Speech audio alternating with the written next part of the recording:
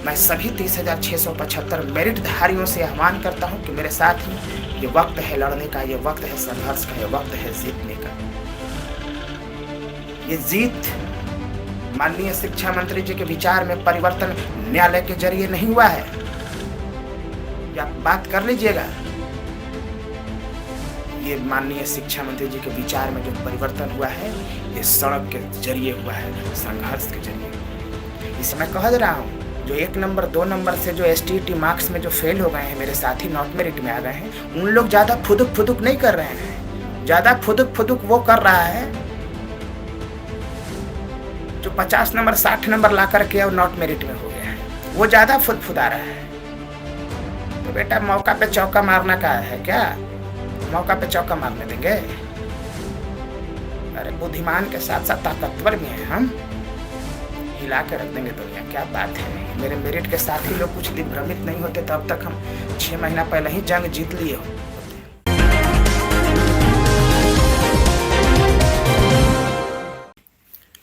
आज बहुत हलचल है, बहुत साथियों का फोन आया, मेरिट के साथी का भी फोन आया और नॉट मेरिट साथियों का भी फोन आया, दोनों साथियों का फोन आया।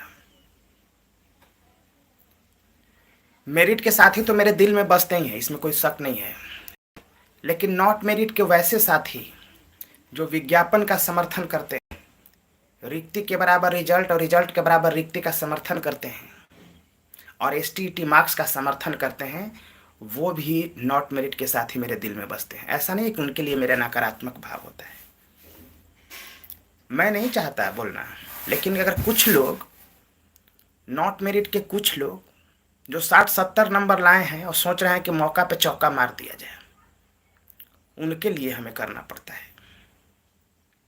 हमारी जिंदगी को उन्होंने मुश्किल बना दिया है, हम उनके लिए बोलते हैं।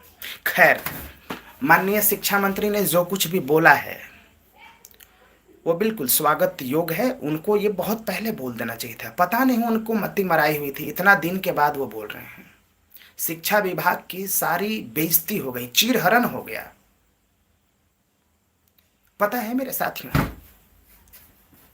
शिक्षा विभाग का इतना तौहीन हुआ है, इतना तौहीन हुआ है कि शिक्षा विभाग अभी मुंह दिखाने के काबिल नहीं है। ये बात आप समझ लीजिए। चाहे मामला नीमा कोल का मास्टर का हो, जो हेडमास्टर का स्पेलिंग नहीं आता, जिसे एडमिशन का स्पेलिंग नहीं, वो लोग मास्टर बन के बैसा है, क्या शिक्षा विभाग को शर्मिंदगी नहीं होगी? ये शर्मिंदगी की बात है।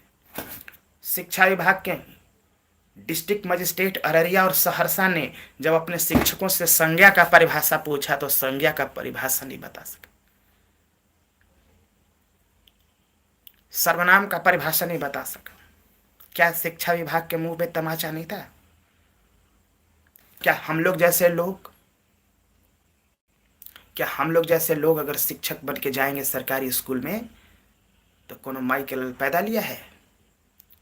जो पत्रकार हम लोगों को बेइज्जत कर दे, सरकार को बेइज्जत कर दे। हमारा इंटरव्यू होगा, अगर हम इंटरव्यू देंगे तो शिक्षा विभाग का और माननीय शिक्षा मंत्री जी और मुख्यमंत्री जी का सीना चौड़ा हो जाएगा गर्व से। यही बात तो मैं बार बार कहता हूं। विज्ञापन का पालन करते हुए STT मार्क्स पर बहाली का प्रावधान हो, मेरिट को नजरअंदाज न किया जाए। अभी तक तो मेरिट को नजरअंदाज करके ही इस स्तर तक पहुंचा दिया गया बिहार की शिक्षा। पैसा भी खर्च किया जा रहा है। बताइए, इतना ह्यूज बजट, हेवी शिक्षा बजट है, लगभग 25% से ज़्यादा बजट शिक्षा पे खर्च होता है, लेकिन उसका आउटपुट जीरो, क्योंकि क्वालिटी एजुकेशन नहीं है, क्योंकि आपने क्वालिटी टीचर्स का बहाली नहीं किया। बिहार के इतिहास में पहली बार ऐसा हो गया कि हम लोग इतना मेरिट और विद्वान शिक्षक पहली बार बिहार सरकार के शिक्षक बनने के राह पर अग्रसर हैं, और उसमें भी पेंच लग गया, इसीलिए गुस्सा आता है। दूसरी बात ये, हमें माननीय मुख्यमंत्री जी पर गर्व है। हमने कभी भी उनको नहीं बोला है, कभी नहीं बोला है, और आगे भी उनको नहीं बोलूँगा।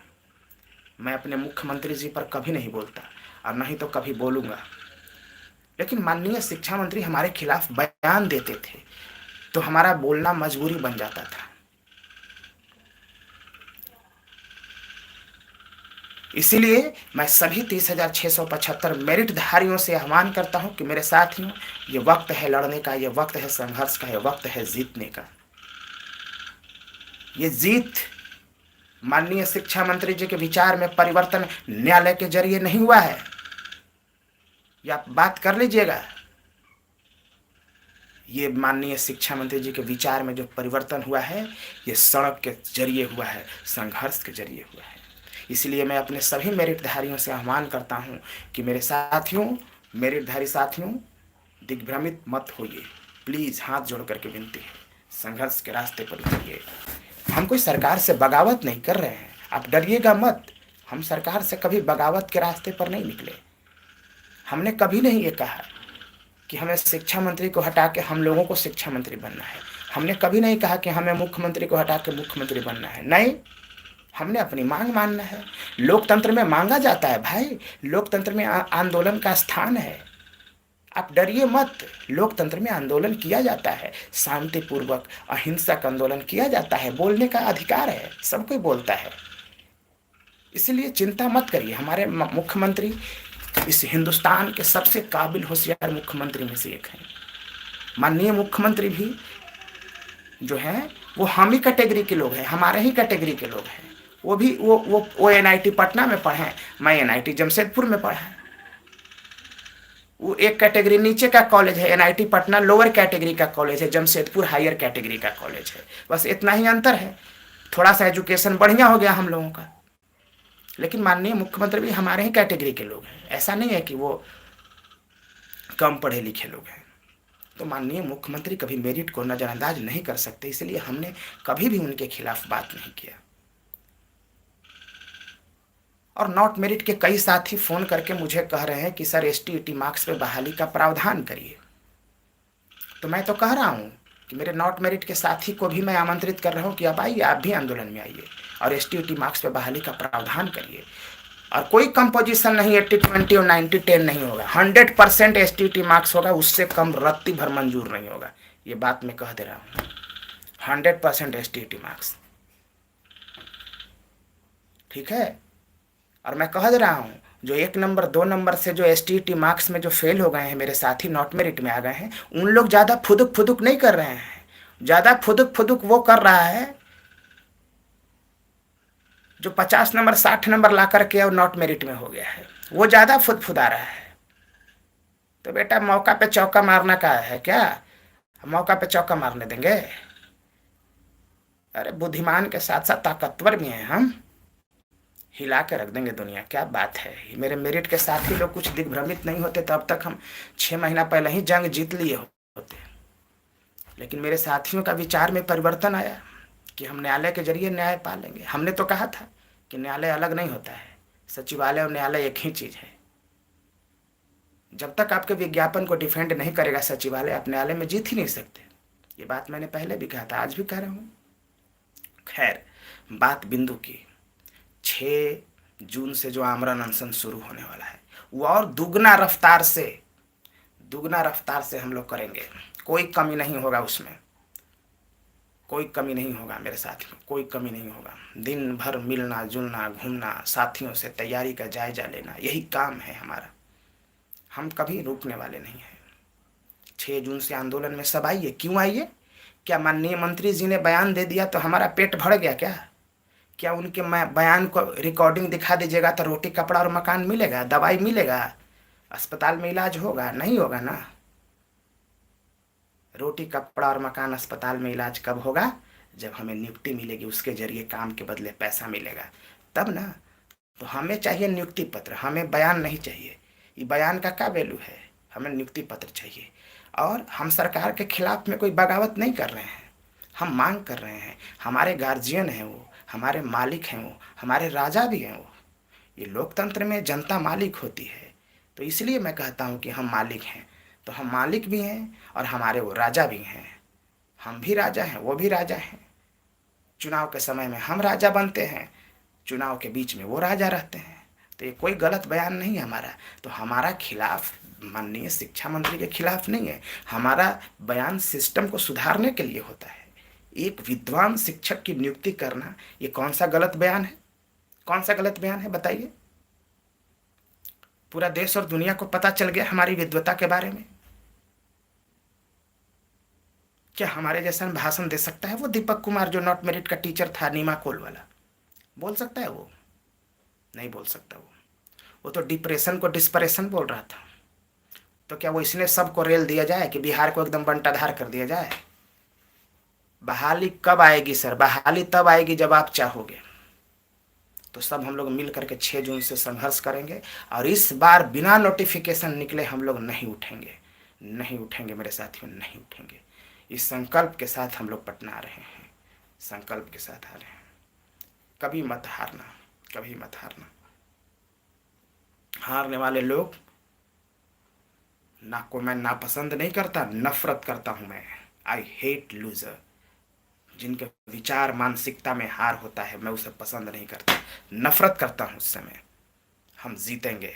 कोई माइक केरल पैदा नहीं लिया जो हमें पराजित कर देगा। कोई नहीं पराजित कर सकता मुझे। 6 जून को पटना चलो तो चलो। और अगला जो मेरा दौरा है वो जहानाबाद, गया और आरा का दौरा है। इसकी तैयारी भी शुरू कर दीजिए, ठीक है? तो परसों दिन संभवतः सब हम लोग हैं। और आज फ़ोन किया था गर्दनी बाग से भी, और टेंट उंट सब करना है तो उसके लिए भी है। तो बाकी सब मैं आऊँगा, कल बात करूँगा आपसे, चिंता मत करिए। आंदोलन होगा, लड़ेंगे, संघर्ष करेंगे, जीतेंगे। सर कटा सकते हैं लेकिन ये सर कटा सकते हैं लेकिन सर झुका सकते नहीं। शहीद आजम का रास्ता होगा लेकिन जीत हमारी होगी, जीत हमारी होगी। और मेरे नॉट मेरिट के साथियों से कहना चाहता हूं कि जो लोग स्टेट मार्क्स का समर्थन करते हैं वो आइए, वरना नॉट मेरिट के साथी हमारे ऊपर इल्ज़ाम लगाते हैं तो फिर हमारे सामने कोई विकल्प नहीं बच जाता है। फिर हम भी आपको डिस्क्वालीफाई करने के लिए आवाज़ उठाएंगे। अगर आप हमारे साथ नहीं आएंगे तो सीधे कहेंगे कि विज्ञापन के अनुसार रिक्ति से ज़्यादा को सीधे डिस्क्वालीफाई करना है। लेकिन अगर आप हमारे साथ आएंगे, स्टेट मार्क्स का समर्थन करेंगे, तो हम आपका विरोध नहीं करेंगे। तो तय आपको करना है कि आपको क्या करना है, बस। मेरे साथियों से भी मैंने राय विचार किया है, चाहे गौतम भाई हों, चाहे रुपेश भाई, ये सबसे बातचीत किया। उन्होंने कहा कि स्टेट मार्क्स पे हम लोग को तैयार हो जाना चाहिए। हमने कहा कि ठीक है, तैयार हो जाएंगे, हमें कोई दिक्कत नहीं है। तो यही मेरा विचार था।